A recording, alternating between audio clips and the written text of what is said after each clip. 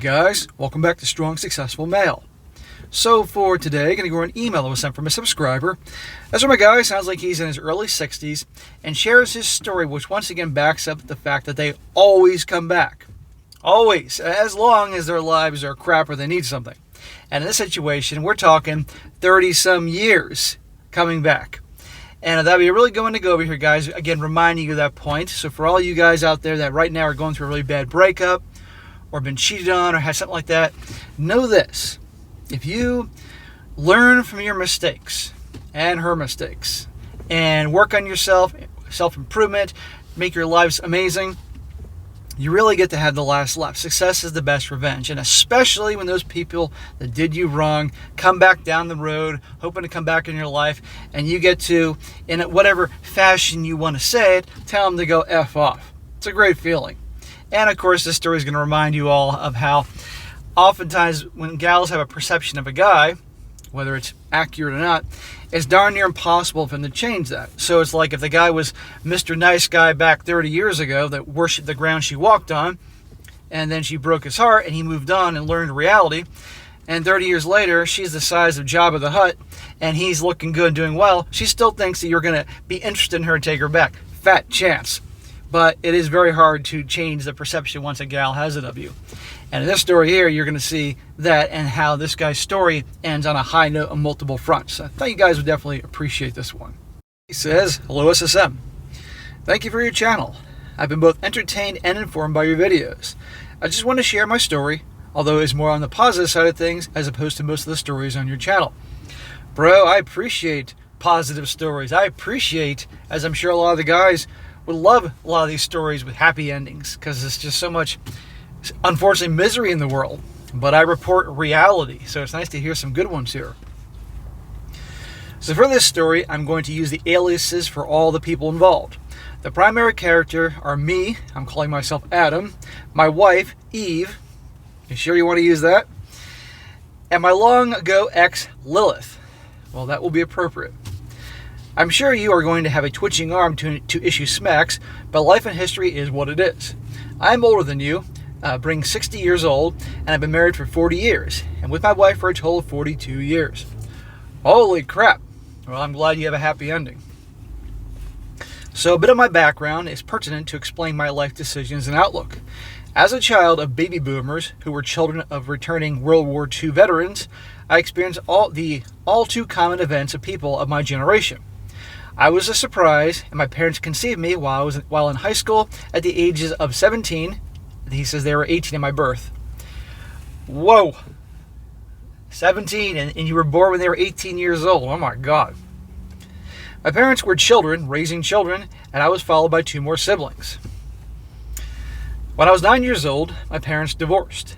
As a child, I had limited understanding of the issues at the time. However, over the years, I came to understand the truth of what happened. My dad was a hardworking man in the transportation industry and was by necessity working long hours with out-of-town trips. Guaranteed your dad was doing whatever he had to do to take care of his family.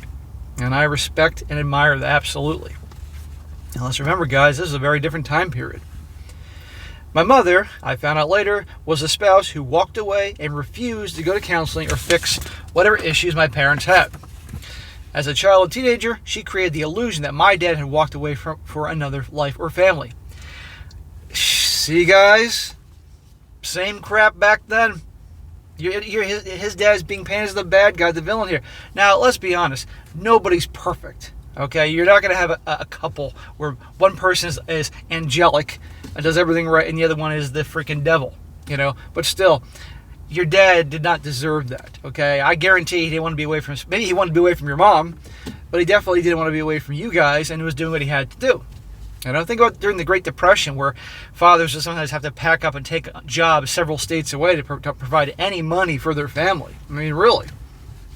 But also, let's be honest, they had you at 17 years old, and they conceived you at 17, and they had you at 18. I mean, they were kids, yeah. So my mother remarried to a man who at the age of 28 had been twice divorced and had nothing to do with his own biological children. Within a very short time, the climate in our new blended household became chaotic. So she got together with an effing loser. Your hardworking dad, loving and loyal, no doubt, to some freaking loser, married and divorced twice back then. That wasn't as common back then. My stepfather was a raging alcoholic and demonstrated severe personality disorders. My mother became manic, acting in bizarre ways, threatening to off herself, rages, etc. Their dynamics fed on each other in a hurricane of chaos and abuse. They moved my siblings and I hundreds of miles away from our biological family. So, of course, we go with your mom, and she marries that asshole. And guess what? Your mother also is an asshole. Let's be honest here. It's bullshit. So I grew up as a teenager in an abusive home to want nothing more than a loving, stable life. I only seriously dated 2 girls. The first girl I dated, my first love, was Lilith. I had known her since I was 12 years old, and we became a thing in high school. And we're a couple for 2 years. And he says, now, feel free to prepare the time-traveling smack. So, gee, why would I need to prepare the time-traveling smack? Because this is your first girlfriend, and a lot of us guys, including me with the first girlfriend, fell in love, the fireworks, the magic, the bullshit you saw in the movies, and you treat her like a queen, and you got treated like shit. Yeah, I did that shit too. But remember, guys, he grew up in a miserable household, right? So a lot of guys that fall in love quick and rush to a relationship, they want to, make up for what they're missing in childhood. So as a teenager, I worshipped the ground she walked on. Smack! I know back then you didn't know any better, but yeah, you don't do that, guys. I put her on a pedestal, took care of her, all the things that eventually bit me in the rear. In her senior year in high school, she suddenly just drifted away. No real dramatic breakup, and eventually she disappeared from our school. Well, that's pretty heartless. Good Lord, but right, you hear all that? Put her on the pedestal, took care of her, all the things that eventually bit me in the rear. And there's no problem being good to your girl, whether it was back then or now, but the problem is guys go overboard, and you can't put them on the pedestal. I say that for the new guys. Phone calls to her house were met by her mother telling me not to call back. A few months later, I was in a serious accident and was hospitalized. When I woke up and was allowed to see visitors, a nurse came in and told me that Lilith was here to see me and asked if I was okay for her to come in. You're like, the Lord answered my prayers, she's back, even though she's the last person you should see. I said yes, with teenage love-sick hope in my heart. Lilith walked in, but was not alone. She was with her 23-year-old husband, a guy stationed at the military base in our area. Oh my God. Hospital, recovering, and she suddenly comes back and with another guy. Talking about rubbing it in your face. This chick's evil. I was broken. She asked her husband to leave the room to talk to me. I'd be like, there's nothing to fucking talk about. She told me that she was so sorry for breaking up and disappearing, but I was just a high school kid and she needed a real man. I just asked her to leave. You're there in recovery and she's saying this? I mean, let's be honest here, your emotions and how you feel are going to impact the body. So that's not exactly going to help you in the hospital room. I mean, what an asshole. I'd say, bitch, get the fuck out of the hospital. Get your fat ass out of here. So life went on. I recovered, and 6 months later, I met Eve. We began dating and continued after I graduated and started college. I knew going to have a twitching arm for smacks, but 2 years later, at 19 years of age, wait for it, guys, Eve and I were married. She was 18. We were smart enough not to have children for a few years. Smack! Why the hell did you get married at 19 years old? Really? Yes, I know. It was a different time period back then. I heard all about it from my mom. My mom was born mid-40s. Graduated high school early 60s. And she told me that back in those days, older people love to say back in the old days, the early 1960s, that it was common, at least where we were from, Pennsylvania. 18, 19 years old, they graduate, get a job at the factory or something like that, and yeah, got married. But still, I think that's nuts. I know you were doing that because your childhood was such dog shit you wanted to make up with a new family. It's no rush, gentlemen. But I'm glad you waited on kids. So we had our 2 kids in our late 20s. Well, thank God for that. Giving us time to grow up and mature. One child was a physician, and the other 2 is an IT engineer. This is now, obviously. Both have stable marriages, careers, and families on their own, and do not live with us. A rarity in these times. I served for 20 years in the military and we made it through it all. Well, thank you for your service, bro. Well, notice he said that both his kids have stable marriages and careers and all that. No doubt because you made darn sure that they weren't going to grow up in a crazy household. So around 12 years ago, so this is way later after high school, we went to my 30th high school reunion. Guess who was there? Can you guess? It was Lilith. So if it was a 30-year high school reunion, you were probably about 47, 48 years old. About my age, pretty close. When I dated Lilith, she was a smoking hot blonde who looked a lot like Farrah Fawcett in her younger days. At the reunion, it was apparent that time had not been good to her. As the old saying goes, men age like Sean Connery and women age like Sean Connery. Very true. Now, that does not mean every guy's going to age like Sean Connery if all he does is eat fucking garbage, smoke cigarettes, 5 packs a day, and doesn't take care of himself. But if he does take care of himself, it's on different levels. She was 3 times the woman she had been when I last saw her, literally. In other words, she was a hippo. We briefly talked at the reunion as I was with my wife and friends. At this time, I had social media, and a few weeks after that, she friended me on Facebook and started messaging. I was polite, but really had no interest in her at all. I wouldn't have even responded to that. I wouldn't have accepted that friend request, and I certainly wouldn't have responded to her message. No way. After being married all those years and having a good situation, why fuck that up? But I knew you were curious. Or at the very least, I would have told her, hey, good seeing you, hope all's well, but no, we're not doing this. Some of our mutual friends who never moved from our hometown knew her and saw a lot of her over the years. She eventually started asking them if they knew how I was doing, if I was happy, etc. She messaged me one day and asked if I would talk to her. I idiotically could not resist. I still wanted that closure. Smack! 30 years later, what closure, bro? Really? You found a woman that you have a great marriage with, you got great kids, all that. What fucking closure? She came to your hospital room with another guy telling you she needed a real man. And by the way, you're doing great in life, and she's the size of Jabba the Hutt's twin sister. You won. Now listen to this bullshit. She told me that she realized that I was the true love of her life, and she regrets what she did in breaking my heart.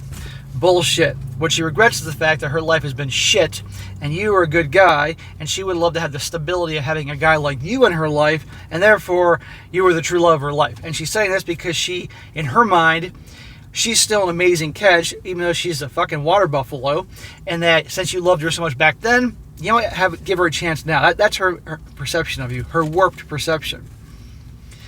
She asked if there was any chance for us. Bitch, you see my fucking wedding ring here? I told her that I appreciated her apology, but I moved past that all those years ago.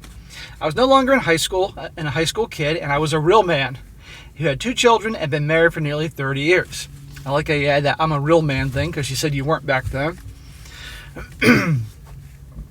So it turns out that time she had been married 4 times and divorced 4 times. She had also been the town bicycle in between times, always seeking and never finding. I had to tell her to stop contacting me and to move on with her life. Her entire adult life was one disaster followed by another.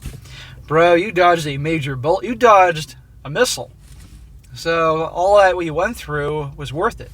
I'm sure you learned some things, but then helped you with your now wife. Guys, this story, it's always the same thing. They always come back. Decades later, they always come back. And it's always funny how they think there's amazing catch. It's like, have you looked in the mirror lately? Have you seen me? Guys, maybe you guys were ugly ducklings when you were young, and maybe you're overweight or something like that, and girls didn't give you much attention, and then you got yourself in good shape, and you've been healthy your whole life, and you're looking damn good. You're in your mid-40s like me, and you're looking good, and some chick who was a hottie back in the day comes back into your life, and it's like, yeah, you were hot back then, but look at you now. We don't match, okay?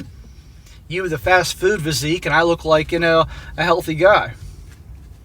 So my wife Eve, on the other hand, has been and is a stable, non-dramatic, trustworthy, loyal, and loving woman.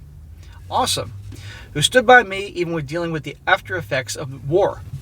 This summer, we will have our little grandchildren with us, and we are looking forward to her spoiling them and me misbehaving with the little rugrats. We encourage our children to wait until their late 20s to get married. Oh, good. As the world we grew up in no longer exists. We taught our children to be responsible, moral, and self-disciplined. My mother and stepfather are now nearing 80 years old, and their marriage and lives are still a disaster, one I avoid at all costs. Well, bro, wasn't a super long story, but it's a good one, and it makes the classic point of they always come back, and the perception they have of themselves, and the perception they have of guys. They always think that, you carried a torch for them back then, so you're going to carry a torch for the rest of your life.